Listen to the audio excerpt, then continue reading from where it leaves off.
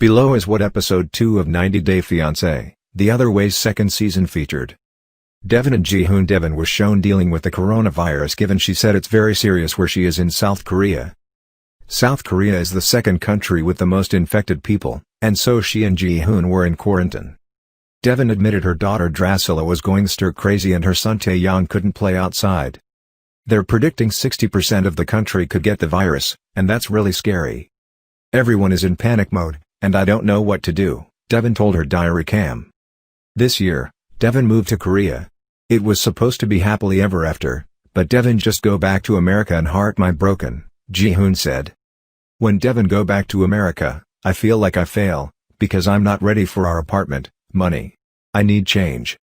Ji-hoon told his barber that he needed to learn a new skill, and the barber called him stubborn and said he's not a good listener. Ji-hoon admitted the barber was right and he wasn't exactly trying to get his life together. So meanwhile, Devin was in Utah with her 2 children. She said the past year had been absolutely nuts, a whirlwind. After meeting Ji-hoon on an international dating app, Ji-hoon visited her in America 3 months later and they got pregnant the very first night they met. Devin had to win over Ji-hoon's parents, who had doubts about her, but she ultimately received a blessing to marry their son. 2 months later, Taeyong was born. Once Taeyong was old enough to fly, she packed her bags and moved to South Korea with her son and the plan her parents would fly Drasila out a few weeks later. The time gap allowed Devin to get settled in her new life with Ji-hoon before throwing her daughter into the mix. But once she arrived in South Korea, Ji-hoon was still living with his parents and she found out he was in debt because of a $15,000 legal fee from selling used phones. Ji-hoon assured Devin that his past was in the past and she could count on him, so they got married on paper and Devin could apply for a visa to move to South Korea permanently. Ji-hoon's parents' home, Devin said Ji-hoon didn't step up and start providing for his family, so she decided to make back to the United States and not return until Ji-hoon managed to get his act together. Devin said being back in America was extremely hard and difficult, especially since she has 2 kids, and she didn't want to do it alone anymore.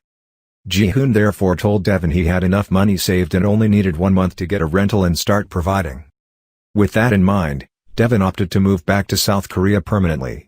Devin packed condoms because she didn't want to get pregnant again, and her mother was traveling to Korea with her to help her get settled in and talk to Ji-hoon. Devin's mom Alicia wanted to make sure Ji-hoon was going to be the man he said he was trying to be.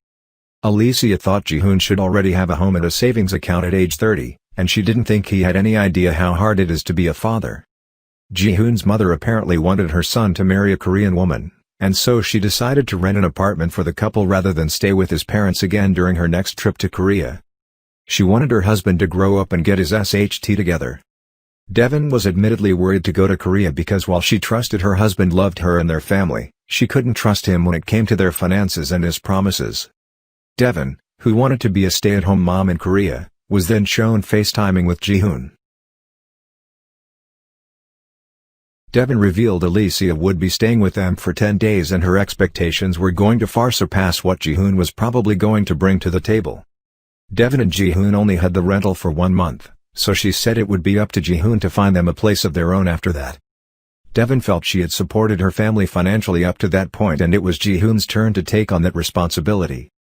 Ji-hoon was apparently tired of talking about money, but he told Devin to not worry because he got a new job involving tile. Ji-hoon, however, couldn't say how much money he was making. Ji-hoon said $3,000 to $4,000, and Devin pointed out that wasn't enough for their family. Ji-hoon asked Devin to stop being grumpy, but Devin was already paying thousands for their 1-month rental. Ji-hoon said with his other job of delivery, he was making $6,000 to $7,000, but Devin wasn't buying it. Ji-hoon promised to pay for everything and work hard, and Devin promised she'd stay in Korea if he could pass the test. If he can't do it, then he's obviously not ready for the family life, Devin noted, before Ji-hoon asked her to trust him. Brittany and Yazan. Brittany was traveling to Jordan, and Yazan admitted he was a little nervous about her coming since she had done a lot of inappropriate things during her first visit to his country.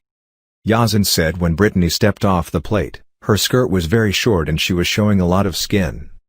In fact, he said half her breasts were out and Yazan was apparently told by people he and Brittany didn't seem compatible. The Arab culture doesn't accept sexy outfits like Brittany wears in Florida, and he apparently wanted her to blend in better with a hijab and abaya in Jordan. Yazan is the oldest of his siblings and he works at a fish market, the family business. Yazan's brother Abeda didn't think Brittany was a good match for him, advising Yazan to marry a local Muslim girl who fits his lifestyle and would have good, unquestionable intentions. My family preference would be that I choose a relative. My parents, they are related to each other. A lot of my family members are related to each other, Yazan shared.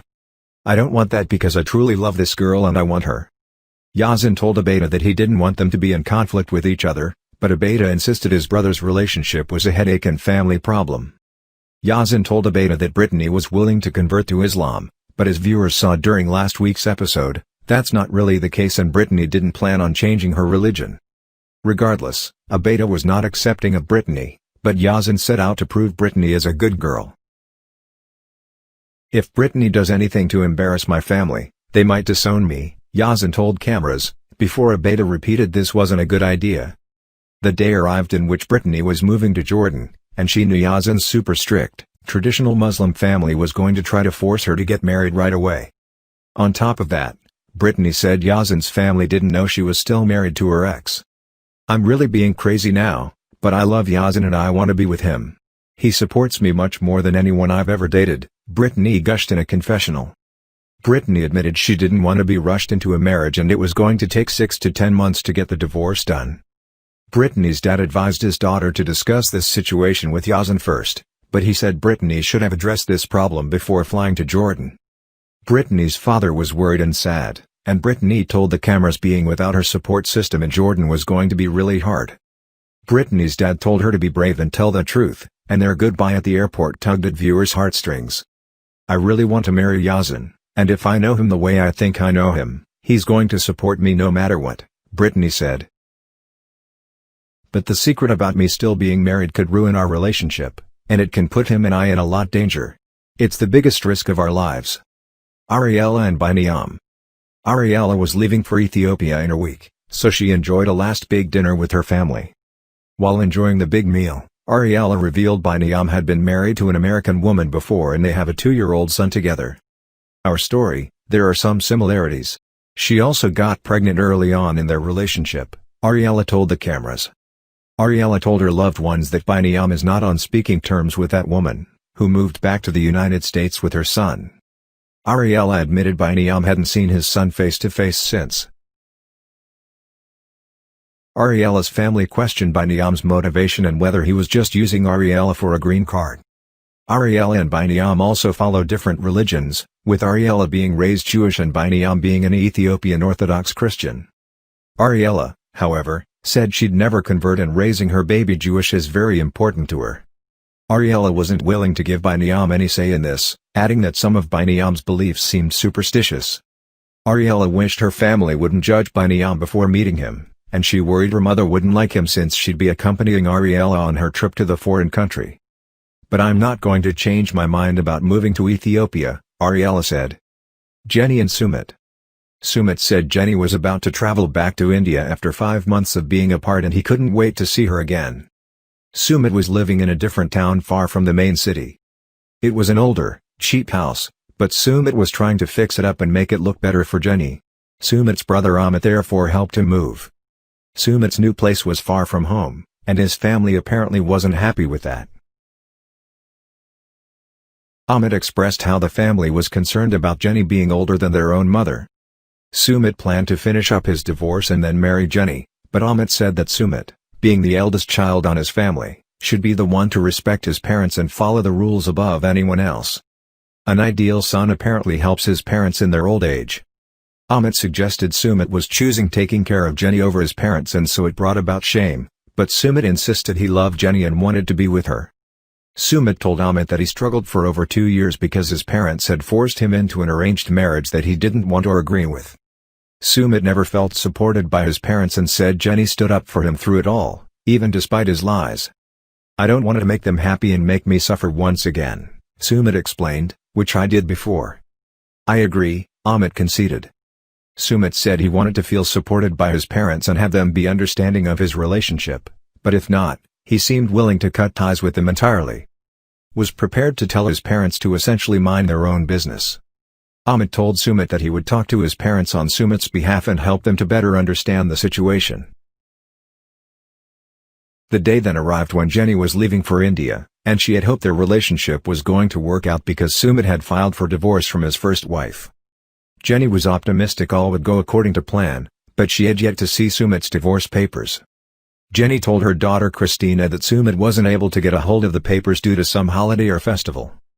Christina found that suspicious and feared Sumit was stringing his mother along, but Jenny said she was choosing to love and trust Sumit. "I'm ready to take a chance and try one more time," Jenny shared, adding that Sumit's decision to file for divorce in India was a big deal and Sumit had chosen her as his partner. "It's going to work out, and this time, we're going to get married. I know it for sure." Jenny acknowledged she was taking a tremendous risk and it was hard for her to leave her daughter and grandkids again. She also knew she had put her family through a lot, which was making this trip to India even more of a sacrifice. Christina said she believes people can redeem themselves and she was just hoping Sumit was truly trying to do that and they could all move forward together.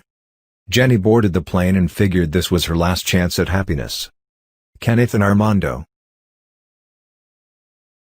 Kenneth was moving to Mexico in 1 week to be with his love Armando, and since he was going to miss Thanksgiving with his family, they all decided to celebrate early in 2019. Kenneth revealed to his family that Armando was only 31 years old but he had already purchased an engagement ring and was going to ask Armando to marry him. Kenneth said he had known Armando for 3.5 years. Kenneth's daughters worried Kenneth was taking things too fast because they hadn't spent much time in person together. There was also a chance Armando's parents weren't going to accept Kenneth or his relationship with their Mexican son. Kenneth hoped to change minds and show that love is love, and his kids were just happy that Kenneth was going to be happy. Kenneth had dedicated his adult life to his children, and so he expressed how he was ready to do something for himself. Kenneth was a bit afraid of the unknown and questioned whether he could make Armando happy if his parents didn't approve. Kenneth acknowledged he was taking a big risk for love,